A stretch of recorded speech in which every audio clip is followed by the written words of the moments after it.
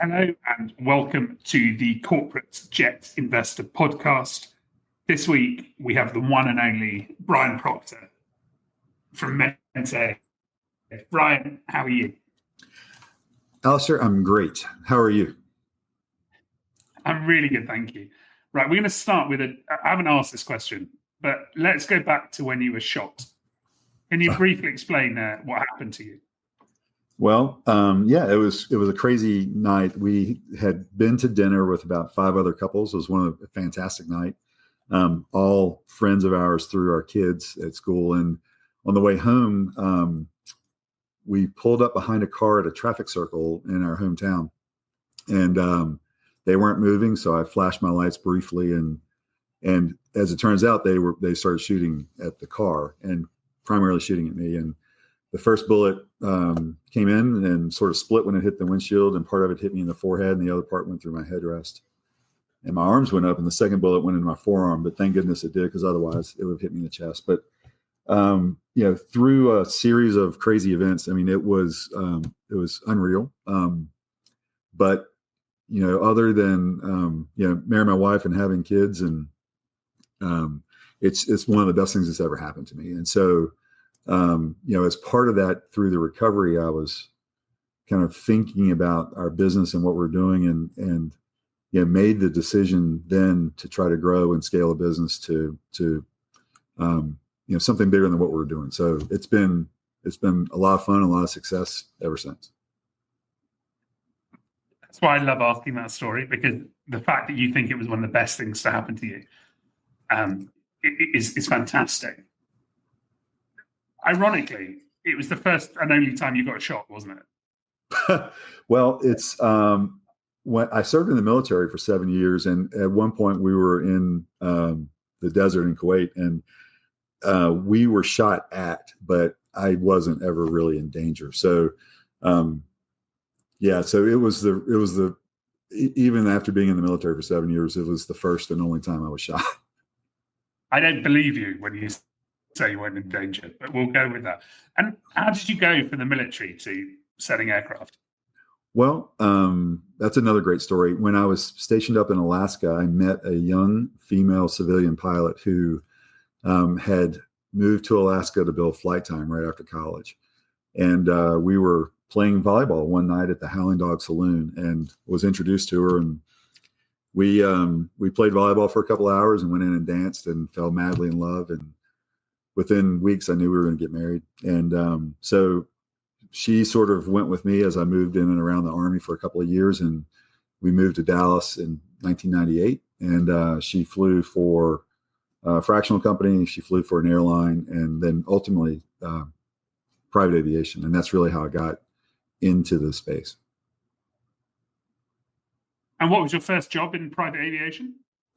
I worked as an analyst at a consulting firm, and really didn't know anything about aviation other than, a few flight hours that I had, going on dates with Karen, and learned the business kind of from the ground up. But at the same time, it was also from the top down. We were doing projects with Fortune 10 type companies, and large fractional companies, and big management companies. And so I was able at a young age, in my early 30s, to really sort of see how the business operated at a pretty high level, and develop really good relationships that have lasted now for 25 years. And so, when I started, I really didn't realize that I was getting a PhD in business aviation every day. But it's been fun. I mean, it's a fantastic industry. And I still feel like that there's the industry still growing up, and that's what continues to excite me. And I think that's interesting about you, because some people come into the industry because they love aircraft, but for you, you love aircraft, but it's really the analysis that's probably your trademark, isn't it? Yeah, well, what I love about the industry is that the complexity. There are a lot of things that make this industry work, but fundamentally, when you boil it down, really we do two things. We manufacture and sell planes, and we operate them, and everything else supports those two things. And I don't feel like yet that the industry has sort of gotten to a mature stage. In a lot of ways, we sell planes the same way that they were sold when Bill Lear first introduced the first Learjet. We've added a little bit of technology around the edges, but the fundamental process hasn't changed dramatically. And so I still think that there's opportunity in the space, and that's what keeps me going every day. Do you see the market maturing? Yeah, I think that we're in a transitory phase right now. A lot of people who were early entrants into the market in the 60s and 70s and early 80s, they are at the point where they're retiring, in some cases passing the businesses that they started down to the next generation. But a lot of the people who sort of built the industry to where it is today are at the point now where they're beginning to retire. And you see some moving into advisory roles. Some people are retiring. And there's a new generation that's coming in behind them in a leadership role. And I think that, we're seeing that across the board. We're seeing it with pilots. We're seeing it with mechanics. We're seeing it at MRO facilities, at FBOs. We're seeing it across the industry. And I think with that sort of transition, we will continue to see consolidation, and I feel like that we're moving into a world that's a little bit more efficiency driven, and I think that over the next 10 years, that's going to be what characterizes our industry more than anything. And when I say that from an efficiency standpoint, it's not only operations, but it's also capital. And I still feel like that there's a massive amount of inefficiency on the capital side. And the maturity of the industry. So do you expect us to have, larger operators?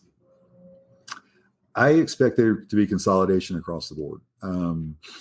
There is a certain level of efficiency that happens with consolidation that can't be ignored.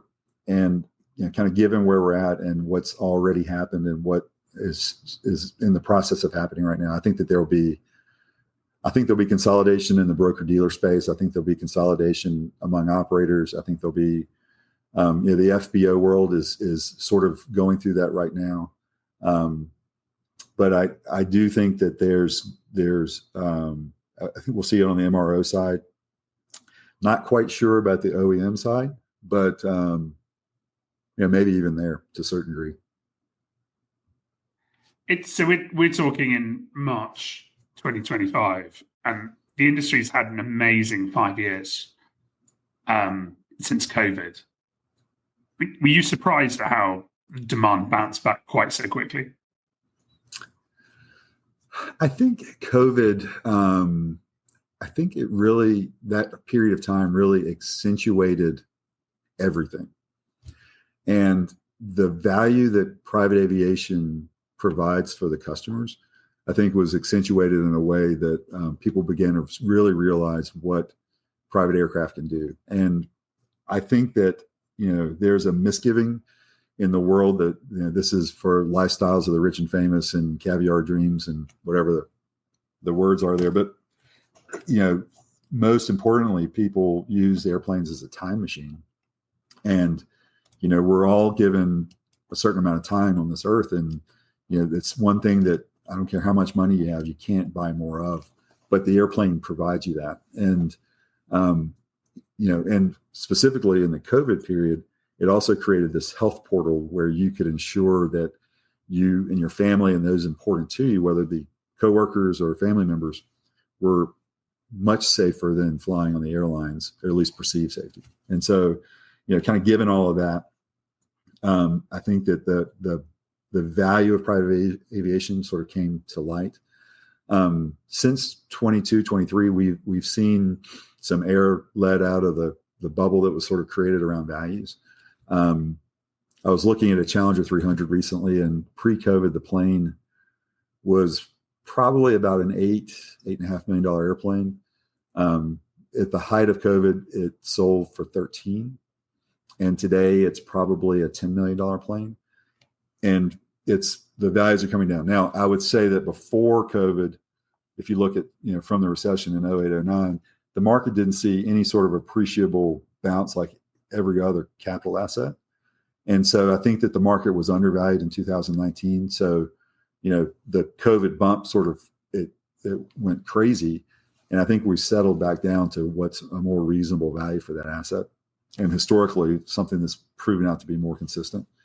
And so, right now it feels like to us that the market is at a fairly healthy sort of equilibrium, and values are about right for most planes. Do you see many headwinds in the market at the moment? Yeah, I do. I mean, I think, we're seeing a little bit of and again, it's March 2025, right? So what we saw after the election in the U.S. when President Trump was reelected, we saw a bump in the market, and our fourth quarter was really, really strong. Part of that was because of stuff that was already in the pipeline, but part of that were new entrants into the space.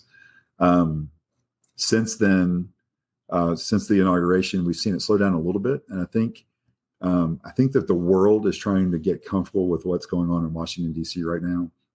And so we've seen a little bit of a tap on the brake, but not a lot. We still have a lot of active buyers right now, which is good.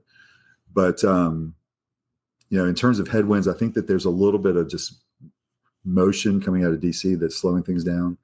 And I do think that supply chain is still a problem. Part of that I think is driven because just it's taken a while to sort of rebuild what this is going to look like. I think part of it is also investment from some of the companies that are trying to drive that or lack of. We're also seeing, and I talked about the transitory nature of the people aspect of what's going on in the space. I think that the human capital side of the business right now is still a key driver in expansion, in transition, and so it will continue to be probably the number one thing we have to think about for the next few years.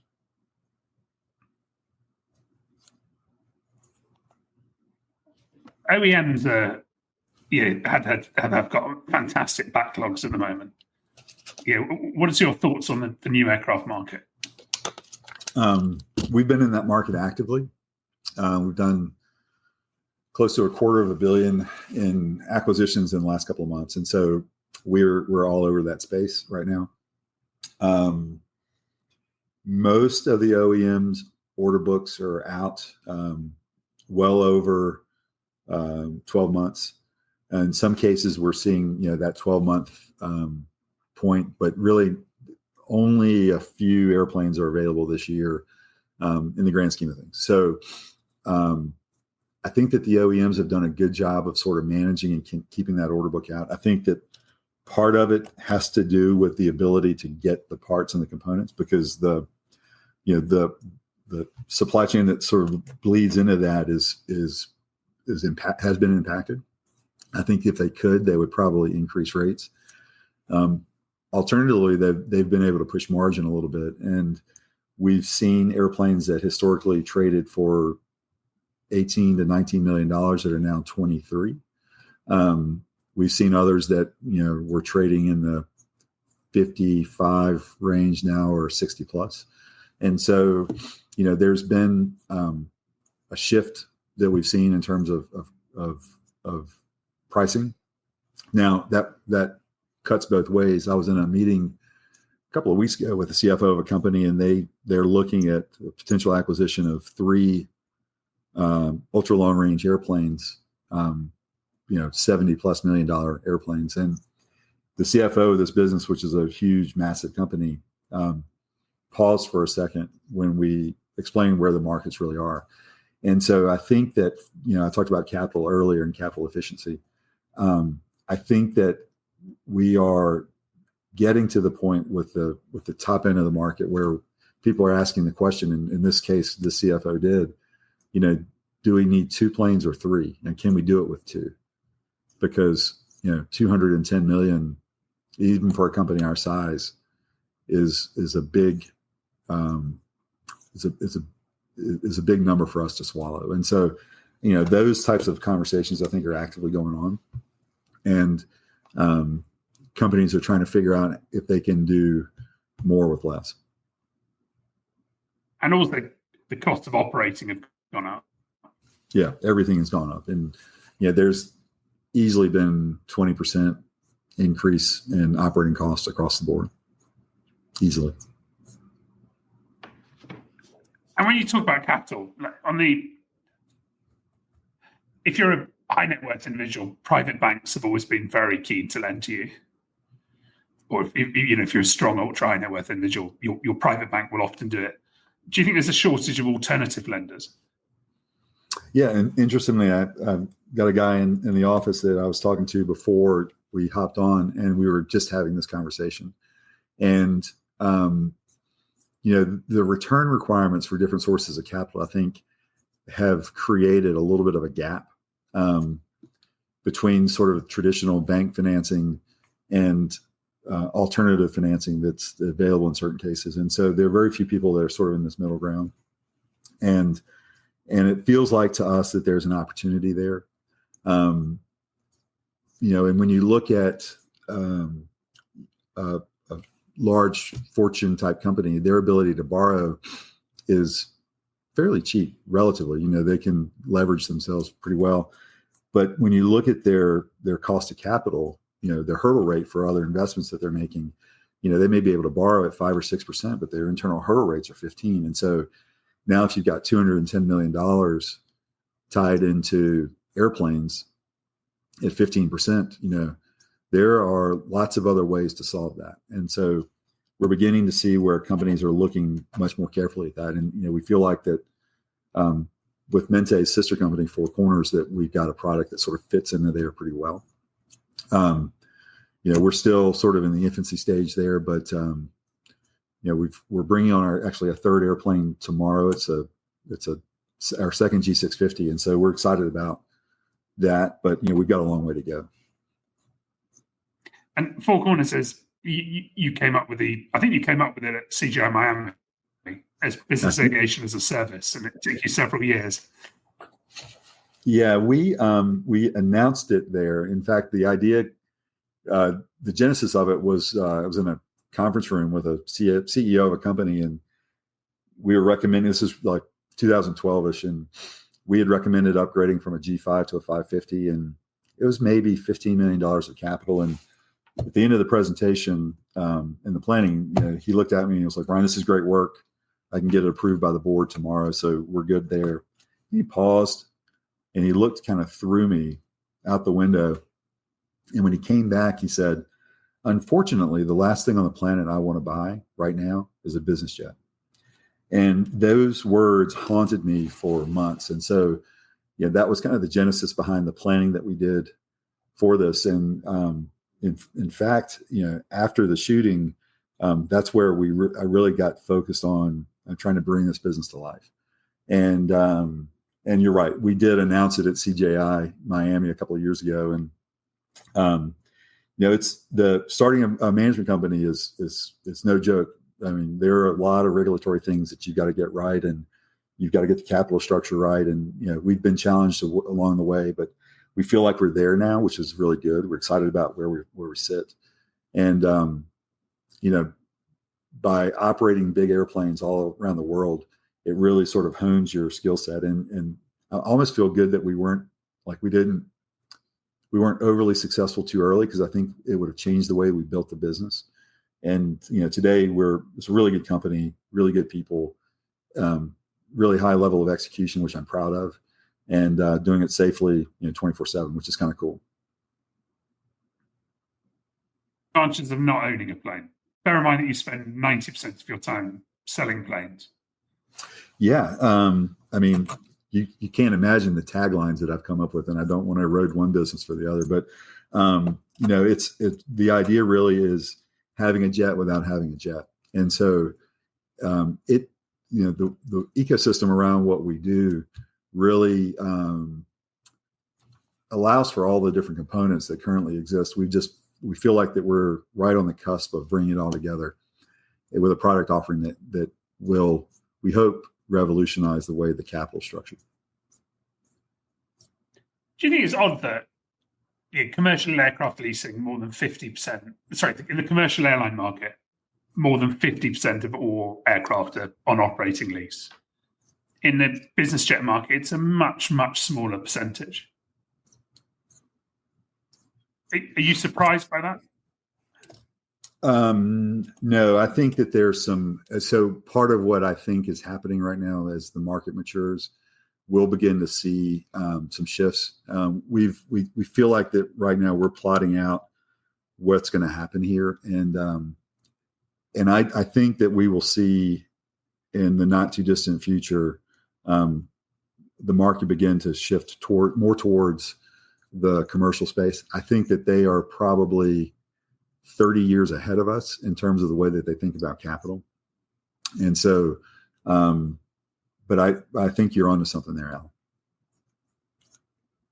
It's also interesting. I was talking to an operator last week, and his argument was that he wanted a Ryanair of business aviation. He wanted someone to come in who was just focused on making money. And this is a guy who's launched his own successful operator. But he was getting half the time he feels he's competing against people who go into the industry because they love it, and making money is a second consideration. There is a bit of a feeling of that sometimes, isn't there? Oh, yeah. I mean, I think if you go back to the first CJI where I put a Alistair White picture up on the screen with a Superman cape. So this was several years ago. Yeah, we deleted that video. Yeah.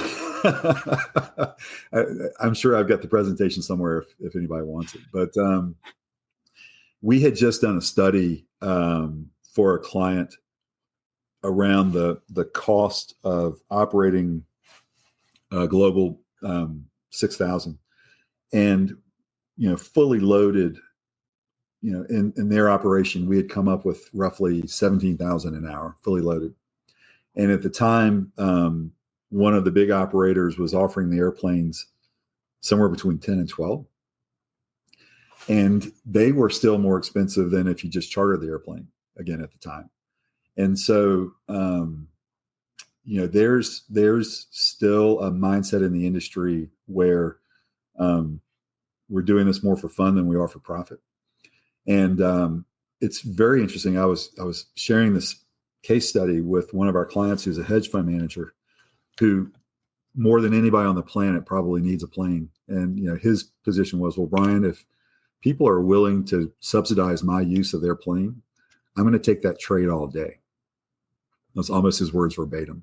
And the way that the charter market started back in the early 70s was really kind of around a cost plus model. So it's looking at the cost of operations and then adding a little bit of margin on top of that to help offset, with the assumption that the owner had already bought the plane and they already had the embedded fixed costs. So what they were trying to do is cover the marginal cost plus. And that mindset has stuck in the industry for a long time. We saw a deviation from that during COVID in the charter space, but it's moving back to that world. And it's, as long as that exists and that alternative is out there at scale, then it's going to be hard to be able to work against that. Now, there's delivery issues, there's availability issues, there's comfort with knowing who's in the plane with you. I mean, there are a lot of things that don't work in that market, but the pricing model has been such that it's been sort of the underlying thing that's eating away at a lot of the different models that exist today. And so, that's where, certain models only work at 250 plus hours, or 400 hours. And so you really have to have the right usage profile to fit the right model. And I think that what we'll begin to see is some more alignment around that with an operating platform that continues through the structure. It's interesting, isn't it? Because theoretically, you expect charter rates to have an impact on aircraft value. They're not aligned. There's none. I think in shipping there is, with cargo. Yeah. Yes. There's that correlation exists in a lot of places. It doesn't exist in aviation and or private aviation. And we did a study a few years ago, and I think at the time, if you rented a Ford Taurus, so this is I'm aging myself here, but if you rented a Ford Taurus at not Teterboro, at LaGuardia, it was like $150 a day. And that factored in the cost of capital, the maintenance expenses, and created a profit for Hertz. That same car, had it been chartered through the current charter market, would be chartering at like $95 a day. And so that underlying subsidy was there that owners effectively are paying for people to use their plane. Or the car market's got it wrong, and we should have a system where, because you think about it, we drive to the airport, we pay for parking. We could have someone paying the cost of that to drive our car around for us. Yeah. Well, and I think, that business model is being upended right now with some of the ride sharing, platforms. And so, that's where I think that this market is, I don't necessarily know if we're going to go to ride sharing. Just there's some prohibitions with the way that the regulations are set up, but I do think that there's some efficiency that's going to be forthcoming. What else is exciting you at the moment? Well, I mean, it's, it feels like right now that the industry is sort of regrouping after COVID. A lot of changes going on. I think that they'll continue. I think that there's a lot of opportunity. I think that that's going to continue.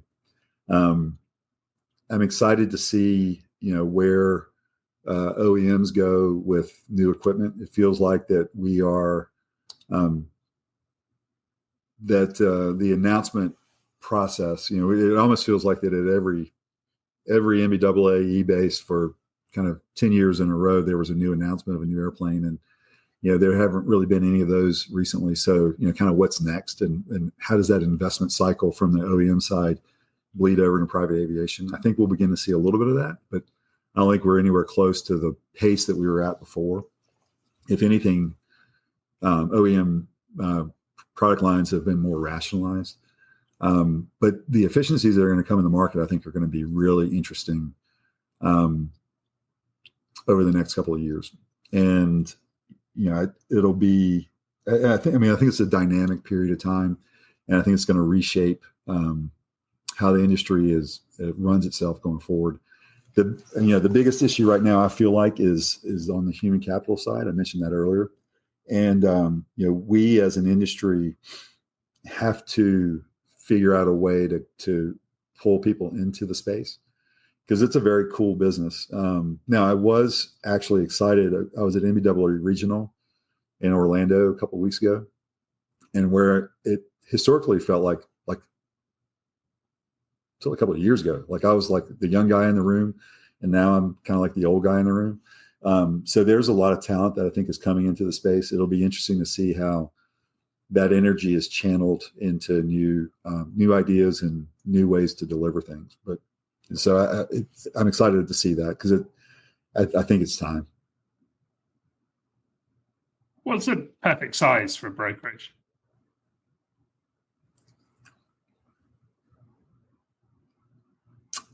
I don't know. At the end of the day, there are lots of big companies, not in brokerage, just big corporations that make money in spite of themselves. And, our focus, we were under kind of a fairly aggressive growth strategy for a couple of years, and it was okay. But last year we really sort of took a look at ourselves and said, hey, we want to make sure that we're just damn good. And so we refocused our business, and, size is important, I think, to get the scope and the shape of what's going on in the market. Like one guy working out of a bedroom, it's hard for that person to have the breadth of information that we have. Last year our appraisal team did a little over 8.5 billion in appraisals, and the market data that comes off of that, we're now feeding into databases that we're using to really sort of understand what's going on, and we're just learning right now how to harness that data. But it's one of those things where when we sit down with a customer, we kind of know where the planes are valued at, and it's hard to have that level without a certain size and scale. But we only track 50 or so airplane types, and there are more out there. But we've elected to sort of stay in that space. But at the end of the day, I would much rather be good than big. The appraisal business was interesting because you bought it quite a while ago, and there were some eyebrows. There were some people going, conflicts of interest. Yeah. Although I love the Michael Ovitz saying, "No conflict, no interest." But you, and I'm not sure that was fair, but it is a big part of your business, isn't it? Well, yeah. So I would say it's becoming a bigger part of our business. When we started it, we really were we had guys who were good at appraisal, and we thought it was a good way to, incrementally add value to the business on the margin. Last year was our best year ever in terms of revenue. And so it has become a bigger piece of what we do, but really it's about data and intelligence. And, our business, I tell our guys every day that we're an intelligence business masquerading as an aircraft consulting and brokerage firm. But what we found is that when we go into transactions in a market that we cover, our data and the way that we can support a client is unmatched. And so, and look, there's some good guys out there that have specializations in certain markets, but the depth and breadth that we can provide with the real information. Now, part of that comes from our transactions group, because we've got really, really good research team that's doing a lot of work, and the scale of our transactions business helps, but the appraisal business sort of augments that out. Now, what's really interesting that I've learned, and some of the best arguments that we have here in the company are when our appraisers and our market guys get together in a room and come up with a value of a plane. Because our appraisers, the way that they're trained, they have to look backwards at comps. Our market guys are looking at what's going on in the market and what's happening going forward. And so there's always this healthy tension in our shop about what's the true value of a plane. But those conversations and those arguments really make us better. And it's always it's a healthy argument. And but yeah, there's really I haven't seen any place. Well, I've seen one where we were actually in the process of trying to buy a plane, and we got a call from a bank who wanted our guys to appraise it, and we had to back out of the deal. And so when we know that that's the case, then we're clearly out, because we can't appraise something that we're part of the transaction on. But otherwise, we're providing really good data to the banks and other institutions. We're providing really good data to our customers, and so we don't see it. Although ironically, if you're actually on the deal, you know exactly the price of the value of that aircraft. Right. Yeah, but in those cases, though, the rules just we can't be involved in both sides. And you've also been involved in capital markets deals and securitizations. You've done the valuations. And I guess if we take your thesis about capital, you'll benefit from that. If we see more capital markets, more bonds, more securitizations backed by aircraft, that will be good. What about AI? Have you guys started playing around with AI in your aircraft values? Well, I mentioned the fact that we're just learning how to use it. 2 weeks ago, we're talking to a new company about coming in and helping us with some of our data needs. And as part of what they do, they build an AI platform on top of the data. So we're excited about that. The question is, how do we monetize it? And so that's part of what we're looking at right now, because it's a big investment. Nothing in that space is cheap, and you can't chat GPT what the value of a G650 is going to be 3 years from now. But we've got some pretty interesting things going in that space right now, just with what we're looking at. But we're not there. We're looking at it hard, and it's going to require some investment. Do you have any plans ever to launch a subscription product with data, or do you believe it's all about keeping it to your value with having it to yourselves? Yeah, no, I mean, we've got an online tool that we provide to our customers that is if you think about, like, if you've got a portfolio with an investment company, and you can go online and you can check and see what your Coke stock or your Goldman Sachs stock is trading at today. We've got a similar sort of thing with our clients, but it's more of a consulting product than it is anything else. And that's not where our head is at. That's not our core competency. And so it would be a big deviation from where we are to sort of accelerate into that. And we would probably have to set it up as a separate company, because we would have to get different leadership, because that's not, we would have to build that differently. So that's really not what we're doing right now at all. How do you split your time between dealing with customers, consulting, broking, Four Corners, managing the team? Yeah. So last year I was spending an inordinate amount of time with Four Corners, and we had to rebuild our operation, which we did successfully, which I'm really, really proud of. And through the process of that, the business struggled a little bit, just honestly. And so we spent a lot of time, getting that business fixed, which we feel like we've done. This year, the team has basically said, Brian, we want you to spend more time facing outward. And so I spend a lot of time with customers and kind of in the market now. And, still I do some consulting, some acquisition work, but most of the time it's really trying to be forward facing with customers and part of the bigger decisions of what's going on. And it's not perfect. And some days, just every day is a little different. And that's good, because I've got, for my work style, that works well. But, it's every day is a little different. But I would say last year it was predominantly Four Corners. This year it's much more balanced. Our team is really doing a great job with that business now.